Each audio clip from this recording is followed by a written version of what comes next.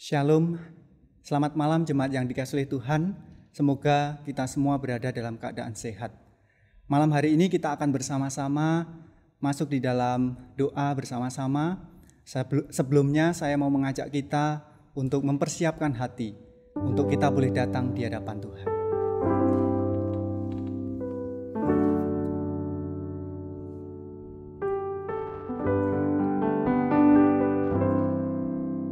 Sungguh begitu besar anugerah Tuhan di dalam kehidupan kita. Begitu melimpahnya kasih-Nya bagi kita. Untuk itu saya mengajak kita untuk menyanyikan pujian sebagai syukur kita. Besar anugerah-Mu.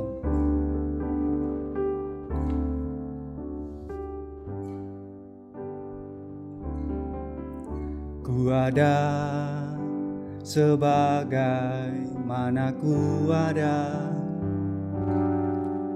berdiri menghadap tahta-Mu Bapa, semua karena anugerah-Mu yang telah selamatkanku.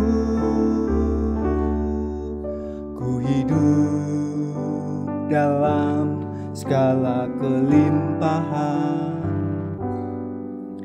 ku layak untuk melayani Tuhan. Semua karena anugerah-Mu tercurah bagiku. Besar anugerah-Mu, berlimpah kasih-Mu, semakin hari semakin bertambah. Besar anugerah-Mu. Ku ada sebagaimana ku ada, ku ada sebagaimana ku ada, berdiri menghadap tahta-Mu Bapa, semua karena anugerah-Mu yang telah selamatkanku. Ku hidup dalam segala kelimpahan, ku layak untuk melayani Tuhan. Semua karena anugerah-Mu tercurah bagiku. Besar anugerah-Mu, berlimpah kasih-Mu, semakin hari semakin bertambah. Besar anugerah-Mu, besar anugerah-Mu Tuhan. Besar anugerah-Mu,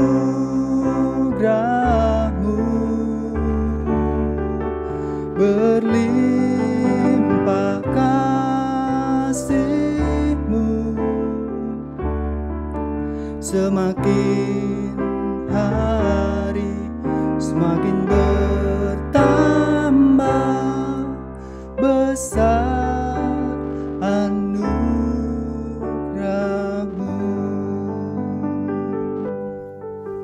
Mari kita bersama-sama berdoa.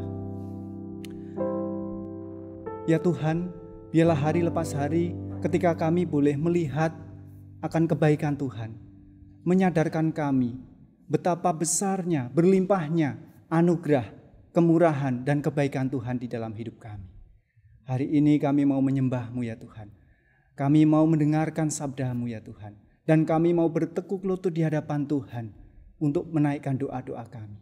Kami mohon Roh Kudus boleh memimpin dan menuntun setiap kami. Firman yang akan kami dengarkan, biarlah boleh membaharui hati kami ya Tuhan. Komitmen kami ya Tuhan. Bahkan juga menuntun kami kepada kebenaran yang Tuhan kehendaki. Di dalam nama Tuhan Yesus kami berdoa. Amin. Saudara yang dikasihi oleh Tuhan, saya mau mengajak kita untuk bersama-sama membaca firman Tuhan yang hari ini kita ambil di dalam Kisah Para Rasul pasal yang ke-9 ayat 1 hingga ayatnya yang ke-18. Saya akan membacakan bagi kita semua, namun tidak saya baca semua, nanti beberapa ayat saya akan bacakan. Saulus bertobat. Sementara itu berkobar-kobar hati Saulus untuk mengancam dan membunuh murid-murid Tuhan. Ia menghadap imam besar dan meminta surat kuasa daripadanya untuk dibawa kepada majelis Yahudi di Damsyik, supaya jika ia menemukan laki-laki atau perempuan yang mengikuti jalan Tuhan, ia menangkap mereka dan membawa mereka ke Yerusalem. Dalam perjalanan ke Damsyik, ketika ia sudah dekat kota itu, tiba-tiba cahaya memancar dari langit mengelilingi dia. Ia rebah ke tanah dan kedengaranlah olehnya suatu suara yang berkata kepadanya, "Saulus, Saulus, mengapakah engkau menganiaya aku?" Jawab Saulus, "Siapakah engkau Tuhan?" Katanya, "Akulah Yesus yang kau aniaya itu. Tetapi bangunlah dan pergilah ke dalam kota.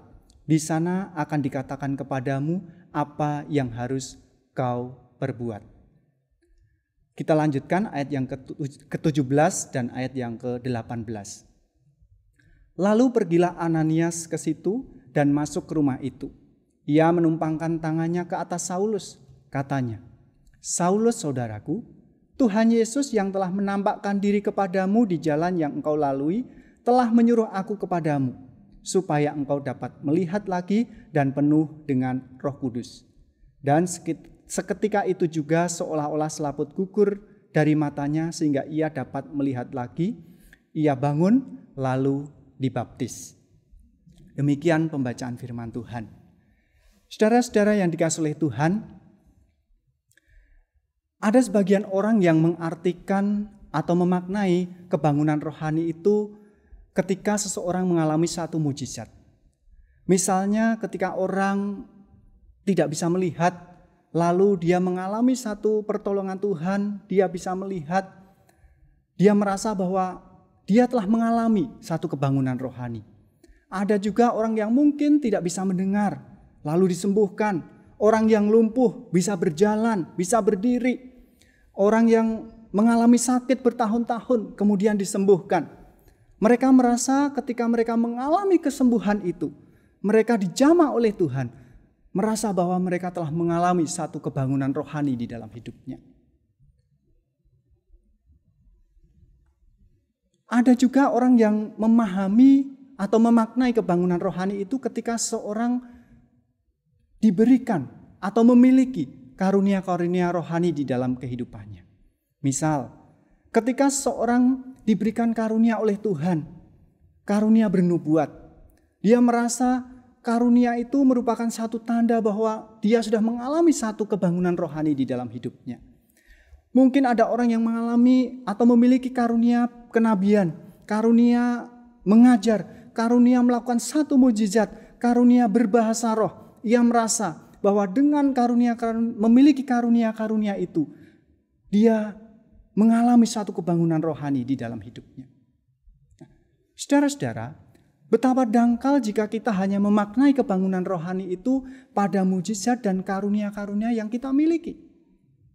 Padahal Allah ingin agar setiap kita, setiap waktu mengalaminya, merasakan kasih-Nya, mengalami kuasa-Nya, dan setiap hari, setiap saat kita boleh bertumbuh di dalam firman-Nya.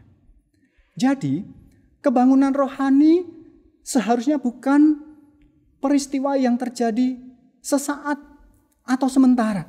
melainkan sesuatu yang terjadi setiap waktu, setiap saat di dalam kehidupan saudara dan saya. Nah, pertanyaan bagaimana supaya kita mengalami kebangunan rohani setiap saat, setiap waktu. Nah, melalui kesaksian Paulus dalam bacaan kita akan belajar bagaimana kebangunan rohani itu boleh terjadi di dalam kehidupan orang percaya. Ada kebenaran-kebenaran yang Tuhan ajarkan melalui kesaksian Paulus. Bagaimana kebangunan rohani itu seharusnya dialami oleh saya dan saudara. Saudara-saudara, bagian mendasar di dalam kebangunan rohani adalah bagaimana seseorang mengalami kasih karunia Allah di dalam kehidupannya. Bagaimana saya dan saudara mengalami kasih karunia Allah di dalam Kristus, di dalam hidup saya dan saudara. Saudara yang dikasihi oleh Tuhan, siapa sebenarnya Paulus? Mungkin sebagian besar kita tahu tentang Paulus, pernah membaca tentang kisahnya. Dia adalah sebelum bertobat bernama Saulus. Dia seorang yang sangat membenci orang-orang percaya. Dengan hati yang penuh dengan kebencian dan amarah yang membara, ia menuju Damsyik untuk membinasakan orang-orang percaya. Sepak terjang Saulus menimbulkan ketakutan dan kecemasan bagi orang-orang percaya pada awal gereja berdiri. Kisah Para Rasul 9 ayat 26 menyebutkan, orang-orang percaya di Yerusalem mereka cemas, mereka mengalami ketakutan ketika mereka melihat Saulus mencoba menggabungkan diri dengan mereka, dengan jemaat. Di dalam 1 Timotius 1 ayat 15 dan 16, dua kali Paulus menyebut dirinya sebagai orang yang paling berdosa di antara orang-orang berdosa. Di dalam surat Galatia, pasal 1 ayat 13, Paulus menyebut dirinya sebagai orang yang tanpa batas menganiaya jemaat. Bahkan di dalam Kisah Para Rasul yang kita baca, ia berusaha membinasakan jemaat Kristus. Di dalam surat Timotius, Paulus juga menyebut dirinya sebagai penghujat, seorang penganiaya, seorang yang ganas. 1 Timotius 1 ayat 13. Saudara-saudara, mengapa Paulus menyebut dirinya dengan ungkapan-ungkapan itu? Karena Paulus mengingat kehidupan masa lalunya yang jahat, masa lalunya yang kotor, yang penuh dengan kecemaran, yang penuh dengan kegelapan. Akan tetapi Saulus yang jahat, Saulus yang bengis itu, Saulus yang kotor itu mendapatkan kasih karunia daripada Allah. Ketika dia berjumpa dengan kasih karunia Allah, segalanya menjadi berbeda. Sebab apa? Karena kasih karunia Allah jauh lebih besar dari segala dosa, jauh lebih besar daripada segala kesalahan, jauh lebih besar daripada segala kerusakan yang dialami oleh Saulus. Saudara-saudara, di dalam 1 Timotius 1 ayat 13 Paulus berkata, dulu aku penghujat, dulu aku penganiaya, dulu aku adalah seorang yang ganas, tetapi sekarang aku dikasihinya. Siapa yang mengasihi Paulus? Apakah temannya? Rekan kerjanya? Atau siapa? Saudara-saudara, jika ada orang yang berbuat jahat terhadap saya dan saudara, mampukah kita mengasihi orang yang sudah berbuat jahat kepada saya dan saudara? Ada orang yang sudah menghilangkan nyawa keluarga kita. Apakah kita mampu mengasihi orang yang demikian? Saudara-saudara, rasanya itu sulit untuk kita lakukan. Tetapi di dalam bagian ini Paulus berkata, aku dulu penganiaya, aku dulu penghujat, tetapi sekarang aku dikasihinya. Siapa yang mengasihi? Tidak ada pribadi yang bisa mengasihi Paulus, menerima dia sedemikian rupa karena kejahatan yang dia alami atau dia lakukan dahulu sebagai seorang yang ganas, yang bengis, selain daripada siapa? Yaitu pribadi Allah sendiri di dalam Kristus Yesus. Sebab tanpa kasih karunia Allah di dalam Kristus tidak ada pengampunan, tidak ada keselamatan. Tanpa kasih karunia Allah tidak mungkin ada kebangunan rohani. Oleh sebab itulah Paulus berkata, celakalah aku di dalam Roma. Pasal yang ke-7. Aku binasa, tidak ada yang bisa menyelamatkanku, tidak ada yang bisa mengasihiku seperti kasih yang ada pada Allah di dalam Kristus. Saudara-saudara, di ayat 25 Paulus berkata, syukur kepada Allah. Karena kasih karunia-Nya ia menyelamatkan aku. Dia memulihkan hidup, dia membangkitkan aku. Melalui apa? Melalui karya Kristus, melalui kematian dan kebangkitan Kristus. Jadi hanya melalui kasih karunia Allah di dalam Kristus, Paulus, saya dan saudara mendapat pengampunan, mendapatkan keselamatan. Hidup saudara dan saya dipulihkan, dan kita boleh mengalami kebangunan rohani yang mendalam. Saudara-saudara yang dikasihi Tuhan, mungkin kita tahu tentang Yesus. Kita mendengar, kita tahu dari orang, dari membaca, dia mati disalibkan, dia dibangkitkan. Namun apakah kita sudah sungguh-sungguh mengalami kasih karunia Allah itu di dalam hati saya dan saudara? Atau saat ini saudara dan saya juga bergumul berkaitan dengan kehidupan kita yang rusak, kesalahan-kesalahan kita, masa lalu kita. Saudara, bagian ini mengingatkan kepada saudara dan saya bahwa kasih karunia Allah jauh lebih besar dari segala kerusakan hidup saya dan saudara. Untuk itu, biarlah kita mau menyerahkan hati kita kepada Dia. Mengalami kasih karunia Allah di dalam Kristus. Inilah dasar titik tolak daripada sebuah kebangunan rohani di dalam diri saya dan saudara. Jemaat yang dikasihi Tuhan, kebangunan rohani selanjutnya seharusnya melahirkan suatu kerinduan hidup yang mengenal, yang semakin mengenal, dan hidup yang semakin serupa dengan Kristus. Saudara-saudara, di dalam surat Filipi pasal yang ketiga ayat 10, Paulus menyaksikan tentang kehidupannya. Dia berkata, yang ku kehendaki ialah mengenal Dia, kuasa kebangkitannya dan persekutuan di dalam penderitaannya, di mana aku menjadi serupa dengan Dia. Dengan siapa? Dengan Kristus. Saudara-saudara, ada hal yang penting harus dipahami setiap orang percaya, yaitu bahwa kehidupan orang percaya tidak berhenti ketika kita bertobat, mengaku percaya kepada Tuhan Yesus, mengalami kasih karunia Allah. Sebab Allah menebus saya dan saudara, menyelamatkan saya dan saudara, bukan hanya supaya saya dan saudara selamat, diampuni dosanya, terbebas dari kuasa dosa dan maut. Alkitab menegaskan, salah satu tujuan penting penebusan adalah apa? Keserupaan dengan Kristus. Hal ini diungkapkan oleh Paulus di dalam Roma 8 ayat 29 yang mengatakan bahwa semua orang yang dipilihnya ditentukan untuk menjadi serupa. Dengan siapa? Dengan anaknya. Siapa itu anaknya? Kristus. Untuk itulah maka di dalam surat Filipi, Paulus menegaskan kerinduan hatinya sebagai orang yang telah diselamatkan. Yaitu apa? Bukan supaya hidupnya berkelimpahan harta benda. Bukan supaya dia punya banyak hal memiliki dunia ini, tidak. Tapi apa? Mengenal Dia. Mengenal Kristus di dalam kehidupannya. Nah, kasih Allah yang dialami oleh Paulus membakar hati Paulus untuk apa? Hidup semakin mengenal Kristus.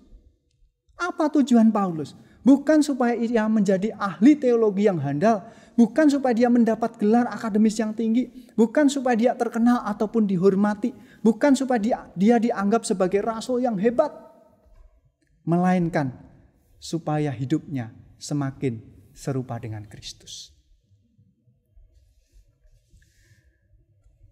Jadi saudara-saudara yang dikasihi Tuhan, saya pikir inilah salah satu hal yang sangat esensi dari sebuah kebangunan rohani, yaitu mengalami hidup yang semakin mengenal dan semakin serupa dengan Kristus.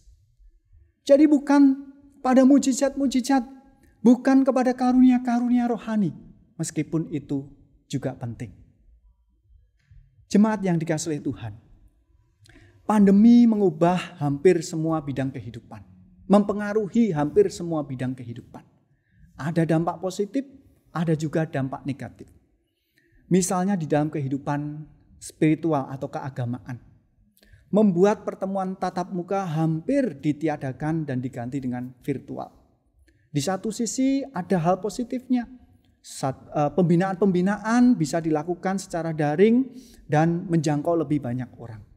Namun bagi yang tidak bisa mengakses internet, menjadi kesulitan tersendiri. Dampak negatif lainnya adalah justru dapat membuat kehidupan kerohanian saya dan saudara juga menjadi dangkal. Relasi personal menjadi renggang, bahkan menjadi dingin.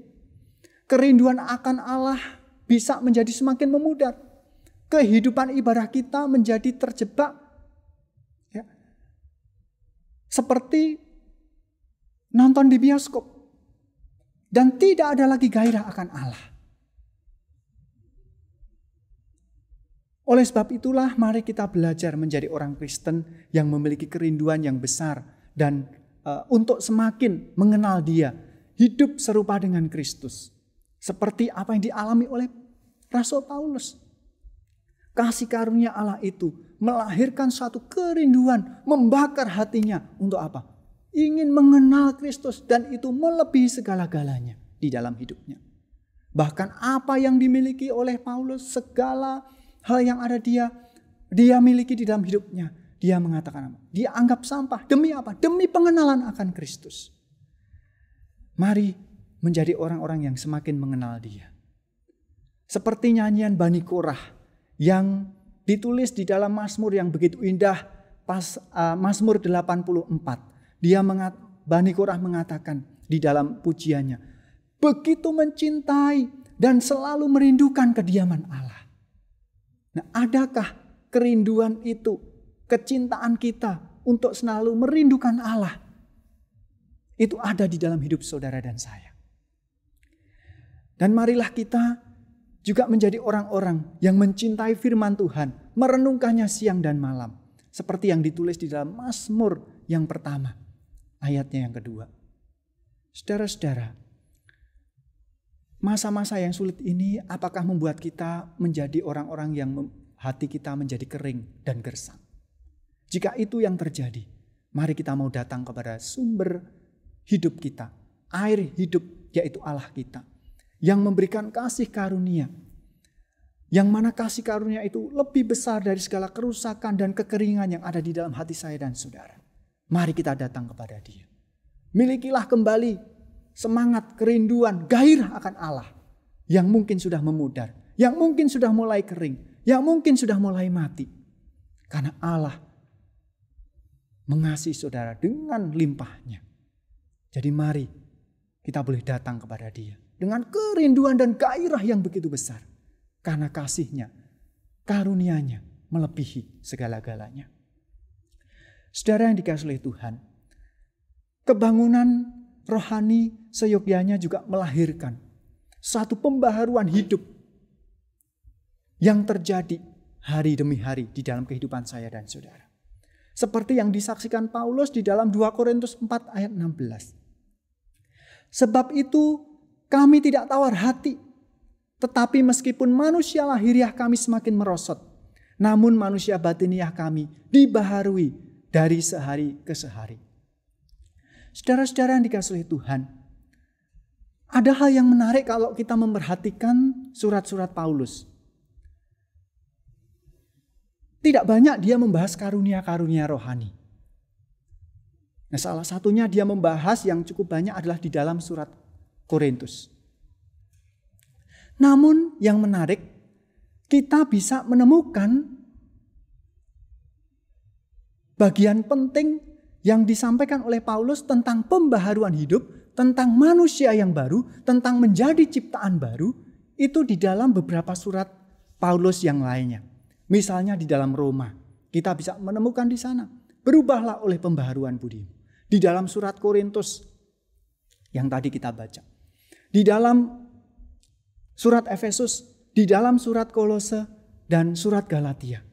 Paling tidak di dalam beberapa surat ini, Paulus menyampaikan beberapa kali berkaitan dengan hidup yang dibaharui.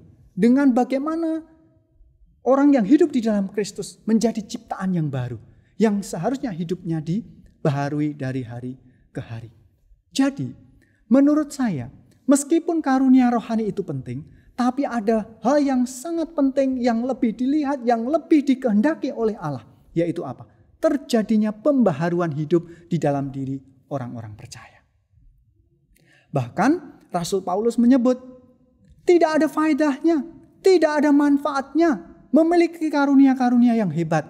Tidak ada faedahnya saya bisa melakukan mujizat yang terhebat di dunia ini.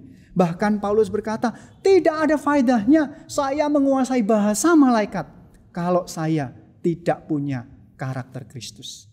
1 Korintus 3 ayat 1-13. Oleh sebab itu Paulus menegur jemaat Korintus yang hidup mereka sudah mulai mengalami kekacauan, mengalami perselisihan, mengalami perpecahan. Berkaitan dengan apa? Adanya perbedaan, adanya juga merasa karunia-karunia mereka lebih baik, salah satu lebih baik daripada yang lainnya. Mulai kacau. Oleh sebab itu Paulus menegur dengan keras jemaat Korintus karena kehidupan mereka yang mulai tidak sesuai dengan kehendak Tuhan. Tidak ada faedahnya kalau tidak ada karakter Kristus di dalamnya. Jadi berbicara tentang kebangunan rohani berarti berbicara tentang pembaharuan hidup yang terjadi setiap hari, setiap saat, dan setiap waktu. Untuk itulah Paulus menegaskan di dalam Roma 12 ayat 2. Seorang yang percaya harus mengalami pembaharuan hidup. Sebab sebagai orang yang telah diselamatkan, menurut Paulus harus apa? Menanggalkan manusia yang lama. Dan mengenakan manusia yang baru yang terus-menerus dibaharui. Efesus 4 ayat 21-24. Kepada jemaat di Korintus, Paulus bersaksi, sekalipun tubuh jasmaniku semakin merosot atau semakin rusak, akan tetapi manusia batiniah atau hatinya senantiasa dibaharui dari hari ke hari. Kenapa kehidupan jasmani merosot dikatakan oleh Paulus? Mungkin saja karena usia, bisa saja juga dengan pergumulan dan masalah-masalah ataupun juga penderitaan yang dialami oleh Paulus seperti yang disaksikan di dalam 2 Korintus 11. Dia mengalami banyak kesusahan, penderitaan, dipenjara, didera, disesah, mengalami kedinginan, mengalami karam kapal, tidak makan, dia dilempari batu dan sebagainya. Banyak kesulitan yang dialaminya. Dia berkata, sekalipun manusia jasmaniku merosot, aku lemah, aku tidak berdaya, tapi batiniahku selalu dibaharui oleh Tuhan. Oleh sebab itulah Paulus bersaksi. Di dalam segala pergumulan itu, di dalam segala ketidakberdayaan itu, Paulus berkata, aku tidak tawar hati. Kenapa? Karena hidupnya penuh dengan kasih karunia Allah yang terus dibaharui oleh Allah. Batinnya terus dibaharui oleh Allah dengan kasih karunia Allah yang selalu baru setiap hari. Oleh sebab itulah ketika dia tidak berdaya, ketika dia habis akal tetapi dia tidak putus asa. Kenapa? Karena ada kasih karunia Allah yang senantiasa baru di dalam hidupnya. Batinnya selalu dibaharui oleh Tuhan. Oleh sebab itulah sekalipun dia tidak berdaya, dia tidak pernah kehilangan pengharapan. Jemaat yang dikasihi oleh Tuhan, di masa-masa yang sulit seperti saat ini, ada banyak orang menjadi tawar hati. Ada banyak orang kehilangan pegangan hidup. Ada banyak orang yang juga kehilangan harapan hidup. Tapi hendaknya tidak demikian dengan kehidupan saya dan saudara sebagai orang-orang yang percaya. Kita percaya bahwa kasih karunia Allah itu lebih besar daripada segala dosa dan kesalahan kita. Kita percaya bahwa kasih karunia Allah itu juga jauh lebih besar dari segala pergumulan dan penderitaan hidup yang saudara dan saya alami saat ini.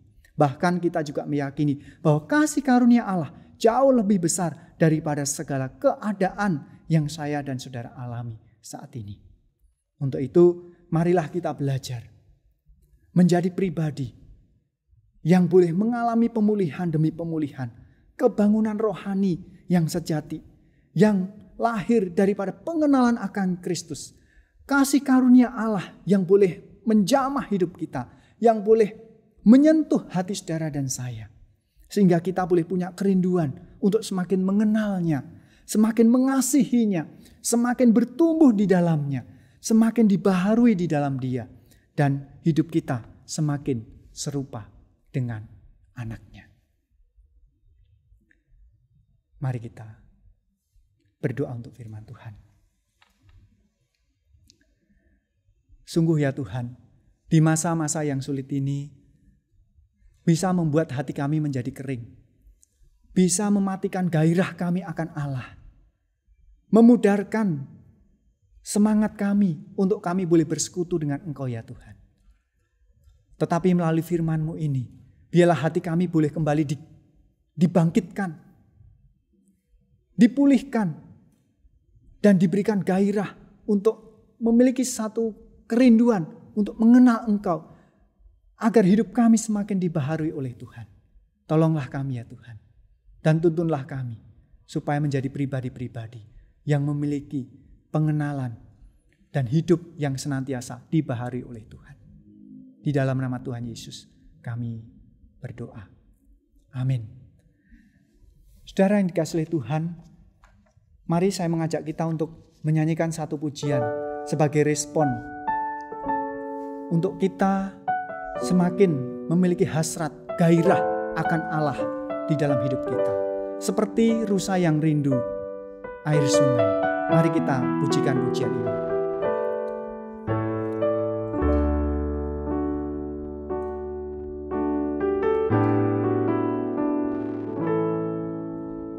Seperti rusa rindu sungai-Mu, jiwaku rindu Engkau.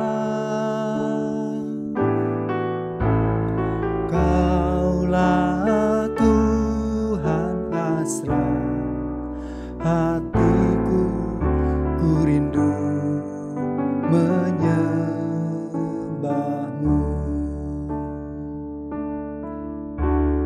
Engkau kekuatan dan perisaiku, kepadamu rohku berserah.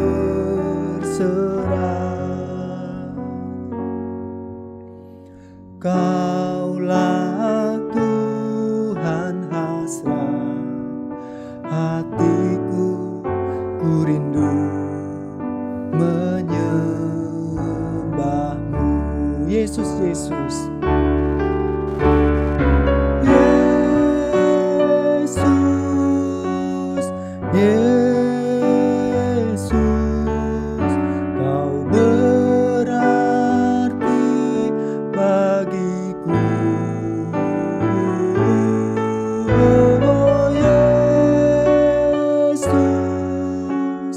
Yesus, Kau bertanya bagiku. Seperti rusa rindu sungai-Mu, biarlah ini jadi komitmen kita. Seperti rusa rindu sungai-Mu, jiwaku rindu Engkau. Kaulah Tuhan hasrat hatiku, ku rindu menyembah-Mu. Engkau kekuatan, Engkau kekuatan dan perisaiku, kepadamu rohku berserah. Kaulah Tuhan hasrat hatiku, ku rindu menyembah-Mu. Katakan Yesus, Yesus.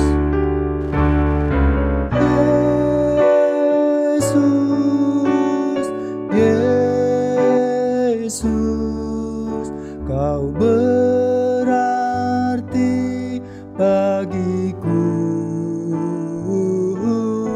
Oh Yesus, Yesus, Kau segalanya bagiku. katakan Yesus, Yesus. Yesus, Yesus, Kau berarti bagiku. Oh Yesus, Yesus, Kau segalanya bagiku.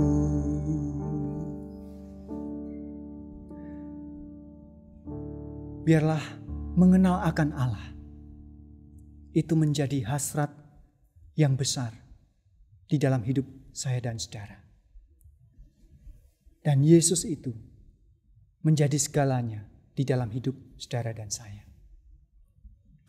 Kita akan menaikkan doa syafaat bersama-sama sesuai dengan pokok doa yang nanti akan ditayangkan. Mari kita boleh berdoa bersama-sama. Tuhan memberkati.